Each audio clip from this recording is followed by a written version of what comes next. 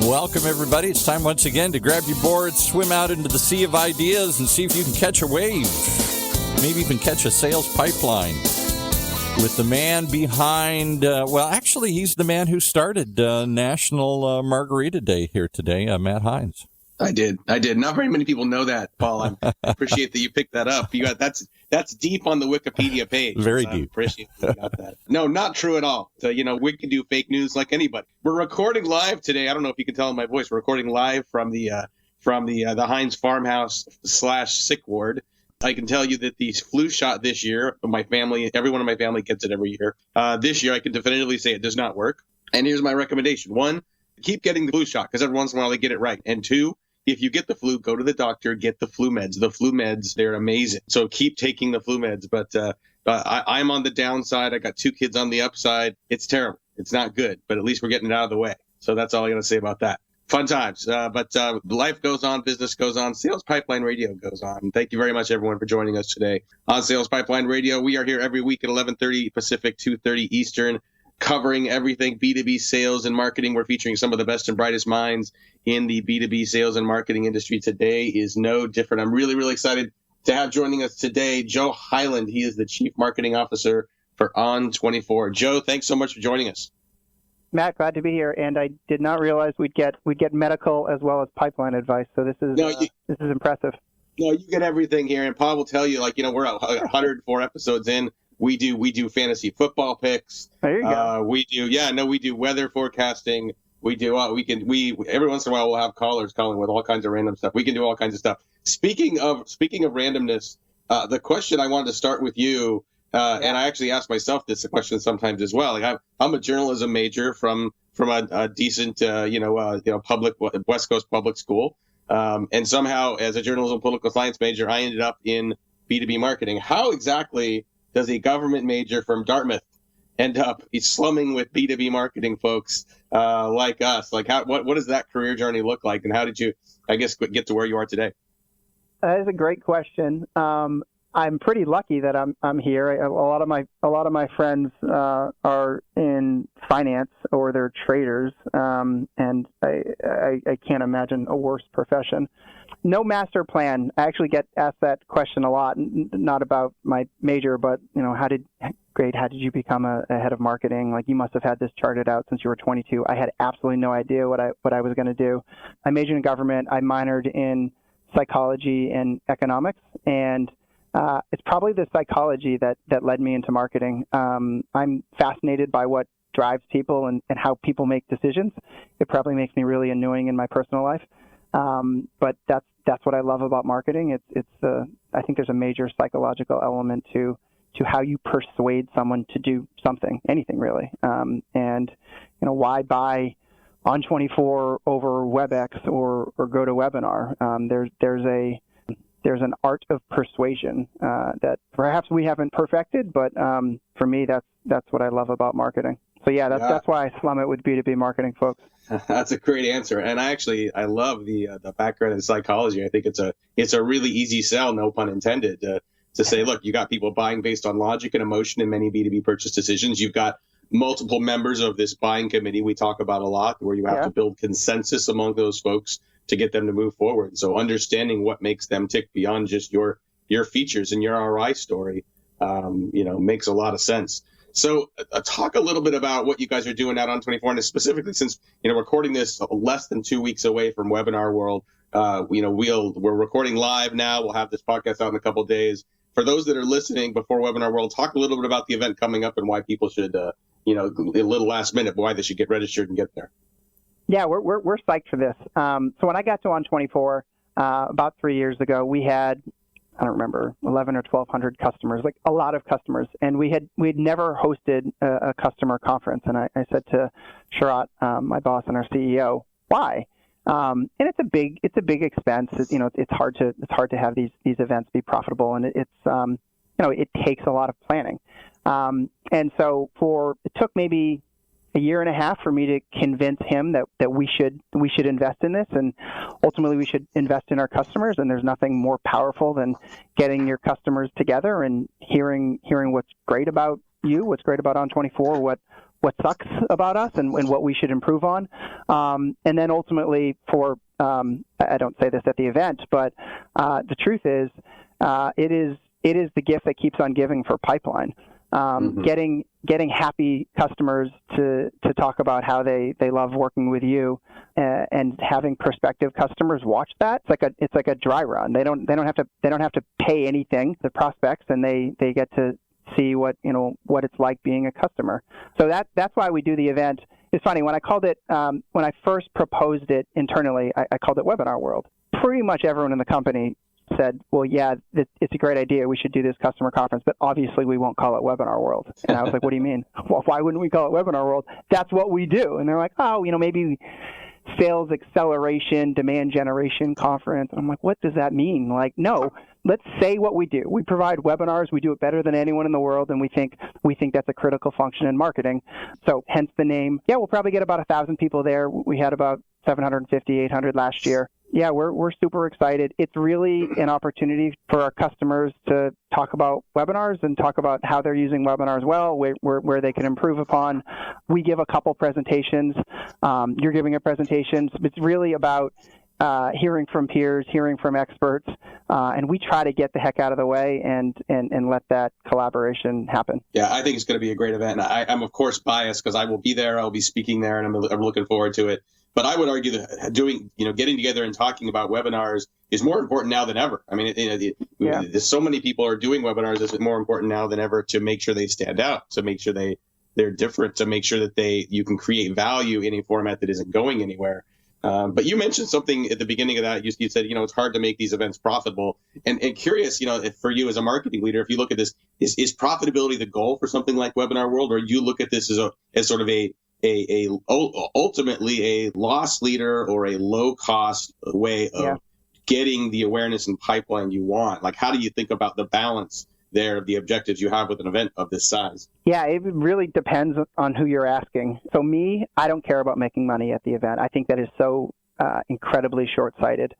When we talk about this at the board level, I mean, it's not surprising that we were encouraged to have this be profitable. And I said, listen, this is an investment in our customers. I mean, this is really an event for our customers. I think ultimately the event will pay for itself, but it's on the back end, and it's contracts that we'll be getting out of customers or prospective customers, who are considering working with On24. In the end, does it work out for us? Yes, but I really don't care about that. For me, if we've only done one event, by the way, so we did it last year. It was a phenomenal event. I loved it. The idea was to have marketers talk about things that work incredibly well for them, mostly around webinars, but not completely. We talked about integrated campaigns, how to do it right, how not to do it right, how to avoid drive-by marketing, how to differentiate yourself. And yeah, of course, webinars were involved, but it was really a marketing conversation versus just a tool or a tactic discussion. So net, will it make money anytime in the near future? No. Even what we charge doesn't cover the cost of the event, and a whole bunch of people end up getting discount codes, because for us it's important that it's an exciting event, and we can make it profitable and have 250 people there, and what's the point? So yeah, not our goal, and I don't see that changing anytime soon. I like that a lot. I want to talk a little more when we come back from our commercial break about integrated marketing, and I think finally we're starting to come back from the growth hacker phase of everything has to be measured and everything has to have a specific revenue target. And as much as I'm a math marketer, and I know you are as well, that to be able to do events like this where that they fit into the broader picture, that the body of work is required to get you where you want to go from a revenue and growth standpoint. We'll talk more about that. We got to pay a couple bills first real quick. We'll be back with more with Joe Hyland. He's the CMO of On24. We'll be talking more with Joe about integrated marketing, sales and marketing alignment, and lots more. We'll be right back. Are you tired of sending sales emails and wondering if they ever even get opened? If so, you need MailTag. MailTag is a Chrome browser extension for your Gmail that allows you to track your emails in real time. You receive alerts right on your desktop as soon as your emails are read. And as a special thank you for being a listener of this show, we've teamed up with MailTag to provide you guys with special discount on your MailTag subscription. Just type in the word Heinz, Heinz. You can get 50% off for life Yeah, 50% off for life. What do you got to lose but that question mark hanging over whether your emails got opened? Be sure to check out mailtag.io. I know it's a little different. Mailtag.io to start your completely free 14-day trial. No credit card required. And afterwards, put in that code Heinz and get 50% off for life. You'll thank us afterwards.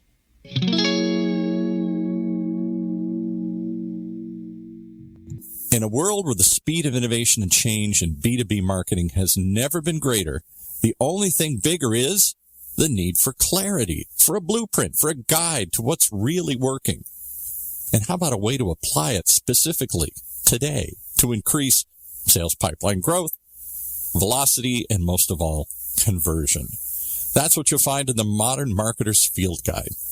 And amazingly, you can download it for free. HeinzMarketing.com, just like it sounds, HeinzMarketing. It encompasses the entire sales and marketing cycle, but in quick bursts with lots of specific, actionable ideas, strategies, tactics you can put to work right away, like today. The loaded table of contents helps you narrow in and tackle a problem. And it's something you can come back to over and over again as a reference guide. Why not download your free copy of the Modern Marketer's Field Guide? It's free. HeinzMarketing.com, just like it sounds. HEINZ Marketing.com. All right, back to Matt and his guest. And before he does, I just got to point out, you both had political science backgrounds. I was a political science major, too. So it just shows you the power of that degree here.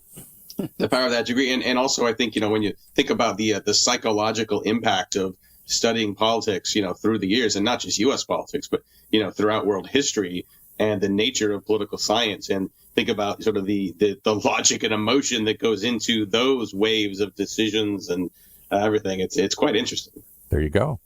Yeah, well, so like Joe said, we cover everything here. We got politics. We try not to do a whole lot of politics here on Sales Pipeline Radio, but we get into health recommendations. We get into college football. If anyone wants my way too early top 25 college football predictions, or more importantly, if you want to hear my Ivy League, no, I'm kidding. I'm not going to go there. But so don't ask him about his barbecue recipes. That's another one here. No, we'll be done. Well, 15 minutes later, we'll be all done. Well, we're out of time. We got to go.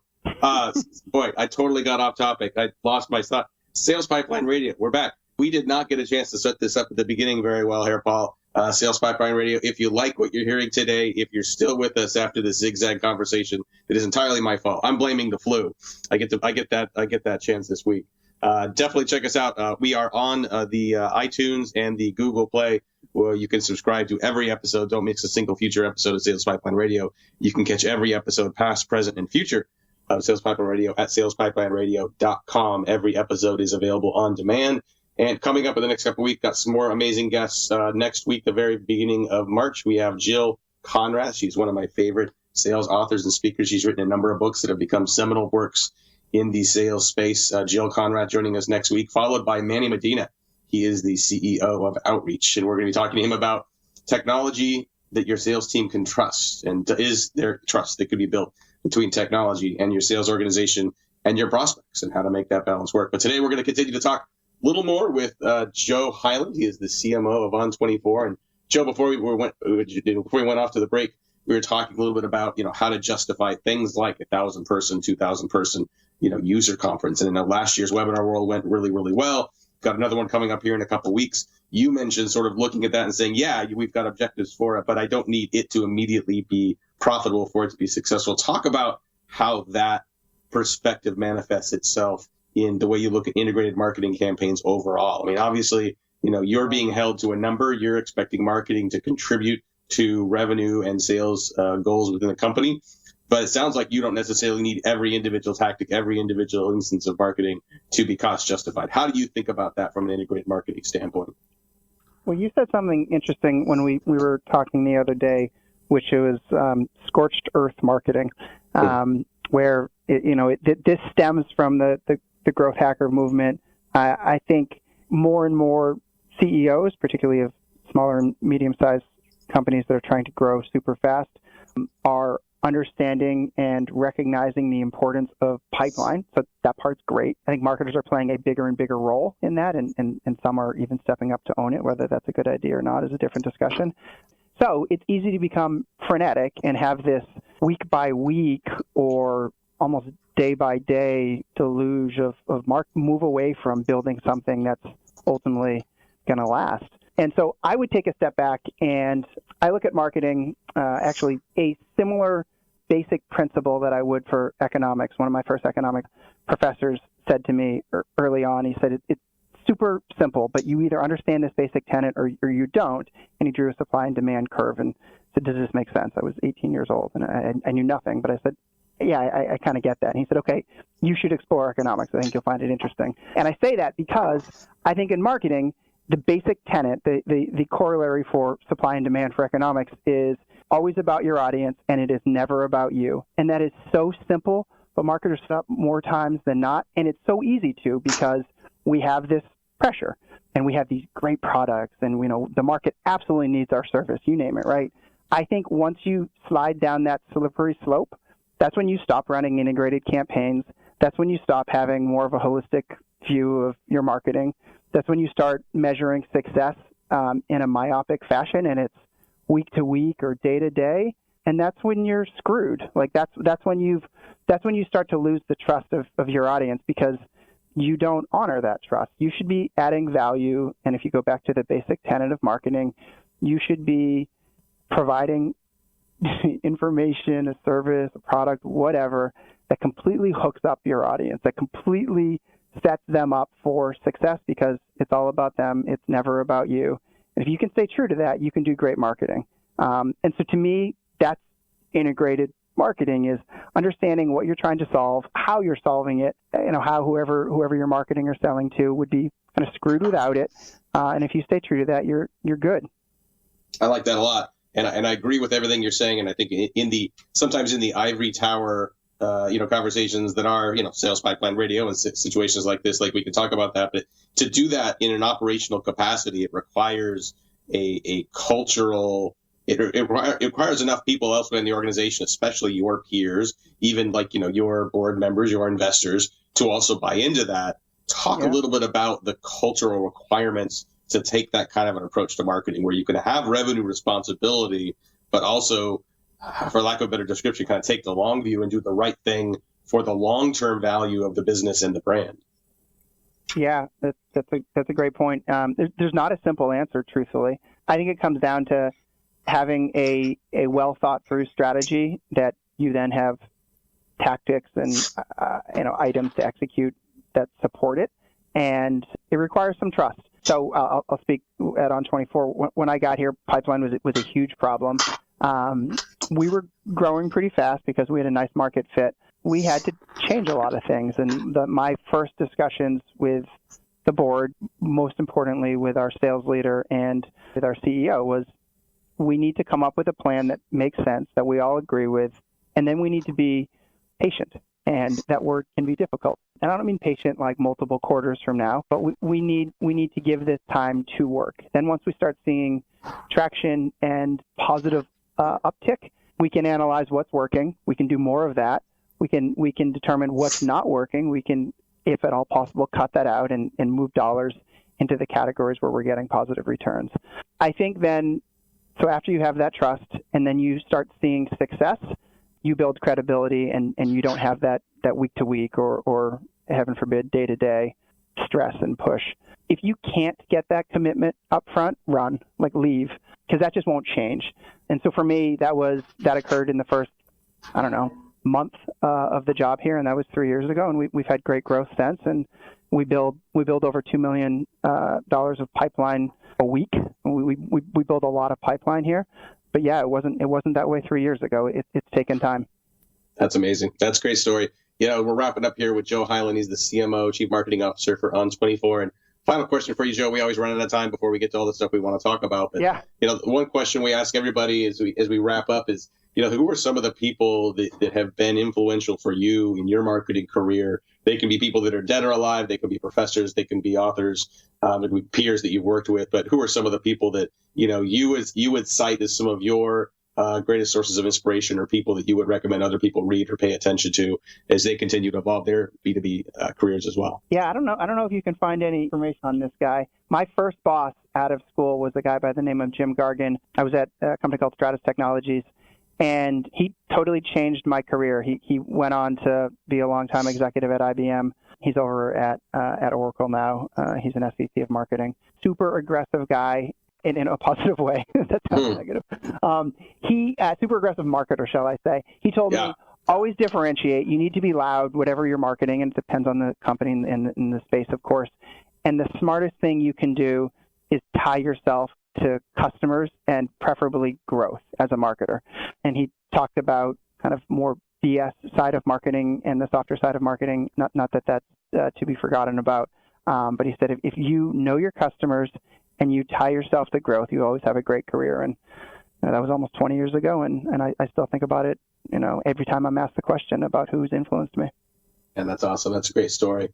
Well, thanks again, Joe. I want to thank again our guest, Joe Hyland. He's the CMO at On24. We're going to have to wrap up here. If you would like to attend Webinar World, if you want to come see us, should be a great event if you're listening to this before March 7th, 2008. Not 2008. Boy, did they do podcasts about that, Paul? I think maybe, I don't know.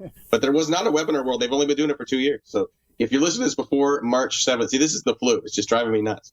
March 7th, 2018, check out on24.com.